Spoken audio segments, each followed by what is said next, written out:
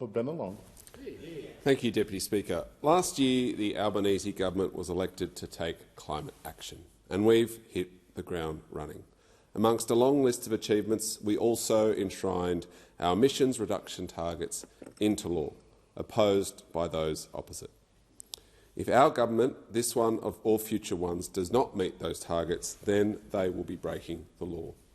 This bill, the Safeguards Crediting Mechanism, is a critical policy instrument in our path to achieve these legislated targets. Without this system, we will not meet them. While most of the changes to this policy can be done by regulation, this legislation formalises the crediting scheme. This scheme allows those who offset their emissions by more than the mandated 4.9% per year, allows them to bank those credits for future years or sell them on a market. This is a good amendment to an important policy. It encourages our largest emitters to go harder and rewards them for doing it. I applaud the Minister for bringing this legislation into the chamber and bringing on this debate. But we know that the debate on this piece of legislation is a bit bigger than the technical changes we are seeking to make. And on issues of climate, we know through history that, unfortunately, it nearly always is a bit bigger. With the safeguard mechanisms, we are faced with an opportunity to take strong climate action that Australia and Bennelong voted for. For over a decade, the well-being of our planet has been used as a political football rather than being treated as the crisis that it is. The science is clear. Climate change is real, and it's caused by human activity. The consequences of inaction are dire, with rising sea levels, more extreme weather events and threats to our food and water security very real. We have a responsibility to future generations to act now to reduce our greenhouse gas emissions and to transition to a cleaner, more sustainable economy. Yet, despite the overwhelming evidence for the need for action, we have found ourselves in an ongoing climate war, one that the people of Australia voted to end. The previous government's record on climate action is one of delay, denial and disregard for the future of our planet. And it's a record they're happy to maintain. They voted against our Climate Change Act, and they've said they'll vote against this. You would have thought that after the last election, Deputy Speaker, that they would have read the room. Australia voted for action on climate change, and those opposite continue to ignore our country. And on the other side of this place, we have those who deny the science, who ignore the warnings of experts, and who cling to the false promise of continued economic growth at any cost. Those who had 10 years to do something about climate change and the threat is to our environment, and they chose over and over again to do nothing. The previous coalition government repealed effective climate policy in addressing climate change and a policy that encouraged a shift towards cleaner energy sources. The Liberals told Australia and the world that they weren't serious about tackling climate change and that they would not take any urgent action to stem the climate crisis. And then they backed that up with 10 years of inaction. The former government failed to meet emissions reductions targets, and they delayed the implementation of renewable energy policies. They signed the Paris agreements but then made sure that their initial emissions reduction targets would be too low to limit global warming, which was the whole point of signing the agreement. They made it clear that the only action they would take was to issue empty press releases. The National Energy Guarantee, a policy designed to reduce carbon emissions and promote renewable energy, was delayed for years. They had 22 energy policies and they all failed. The former government's lack of urgency in implementing renewable energy policies shows a disregard for the urgent threat of climate change and a delay in transitioning to a cleaner energy system. In 2017, those opposite dismissed the link between climate change and the bleaching of the Great Barrier Reef. They had scientific evidence in front of them, but they ignored it. They were being criticised by UNESCO for failing to stop agricultural runoff from impacting the ecosystems, and yet again, they ignored it. There's a bit of a pattern going along here, Deputy Speaker. And just last year, days before the federal election, it was revealed that those opposite had been hiding a scientific report on mass coral bleaching events on the Great Barrier Reef, trying to cover up the evidence to shield themselves from criticism during the campaign. Those opposite cut funding for two organisations that support the development of renewable energy in Australia. And despite the critical role that those organisations played in the transitions to a low-carbon economy, the Liberals and Nationals cut funding to both ARENA and the Clean Energy Finance Corporation in their time in government. The list goes on. The transition to a low-carbon economy requires a significant investment in renewable energy, and both ARENA and the CEFC played a crucial role in facilitating that investment. Those opposite know that their long-term inaction on climate change and the environment cost them at the last election. It's important to know all that context because here we are yet again. Again, we have a Liberal National coalition in this place actively opposing and criticising sensible, achievable climate policy once again. This is a policy that is backed by business, it's backed by industry, and it is in fact an enhancement on their own legislation that they brought to government. Not satisfied with blocking government policy, they're now voting against their own policy. It's absurd. And then we have the Greens. And it seems like they haven't learnt the lessons from 2009 when they also voted against sensible emissions reduction policy. And while I remain hopeful that they can work with the government with sensible and achievable amendments, all indications are that they have continued to take an approach that has been counterproductive and divisive. When we have had opportunities to bring in legislation and policy that plays a significant role in addressing climate change opportunities, the Greens continue to oppose and reject proposal which the government has a mandate to deliver. This uncompromising approach has not only made it difficult to achieve meaningful action on climate change over the past 14 years, but it has also created a sense of hostility and division amongst the Australian people.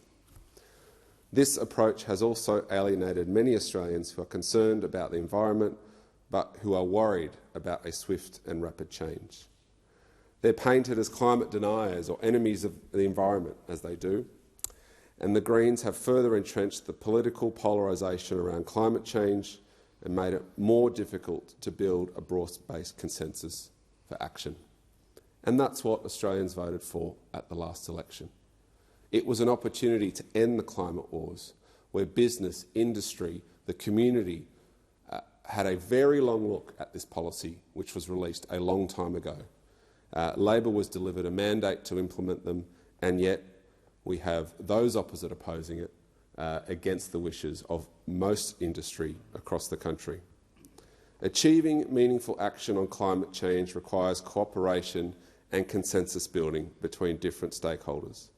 To date, and in our recent history, the Greens have made this more difficult to achieve, as have those opposite. Climate policy should not be political, yet again and again and again, the environment is politicised, and it's something that Australians voted to end.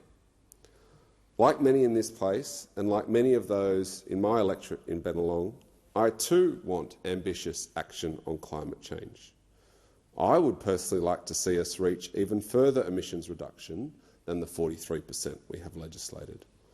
I too, like many in my electorate, look forward to a time when coal and gas are not an integral part of our electricity generation, when more and more renewable energy is providing emissions-free and cheap power to our grid. I too have reservations on the unlimited use of carbon offsets by big emitters. I too want to ensure that those offsets are genuine and that they stack up. But you know what's worse? Voting down this legislation and destroying the consensus that Australians voted for.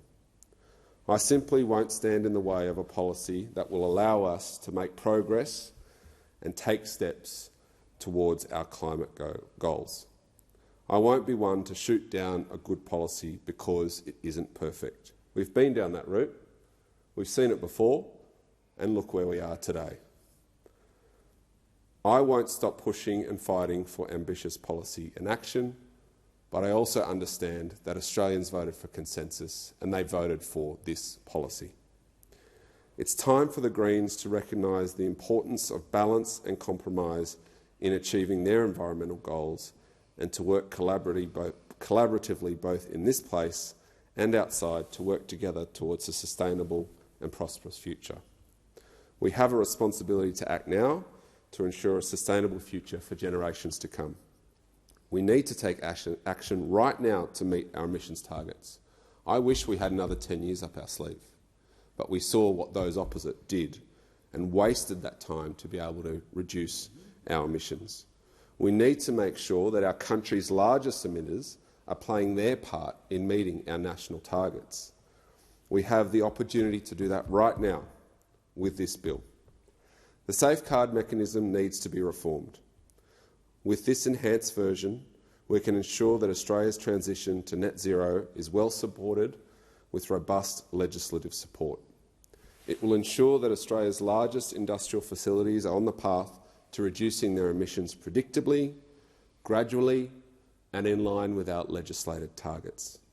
These reforms will make sure that as we decarbonise and reduce our emissions, that Australian businesses will remain competitive and active. According to a report by the Climate Council, the Safeguard Mechanism amendment has the potential to reduce emissions from large industrial facilities by up to 50 million tonnes by 2030, which is the equivalent of taking 10 million cars off the road each year. And I'm aware of the criticisms of some regarding this policy. And I want to speak specifically regarding concerns about the offset provisions. It's a matter of reality that we must decarbonise Australia while maintaining and caring for our economy and jobs. This bill gives major industrial emitters, whether they be aluminium smelters, concrete producers or miners, the opportunity to deliver the majority of their emissions reductions by choosing low emissions options while they are planning for their future. This bill will influence the next set of investment decisions by major emitters by prioritising and highlighting low emissions technologies over other available options. Carbon offsets provide the opportunity for some, where technology doesn't exist, to have a clear path to net zero.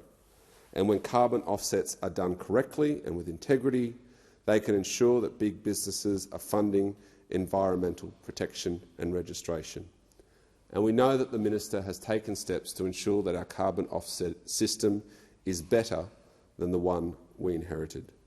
They've made further recommendations to the scheme and ensure that it will continue to align with our expectations and best practices. This government's working with stakeholders to implement those further recommendations. And I'm hopeful that as our country finally works together and achieves climate consensus, that the undisputed short-term need of the use of offsets will diminish. I would hope that future governments could review the use of offsets to encourage real reduction as opposed to just net reduction. Unlike some in this chamber, I don't believe offsets are the same as emissions reduction, but I wholeheartedly acknowledge their importance at the beginning of our nation's decarbonisation journey.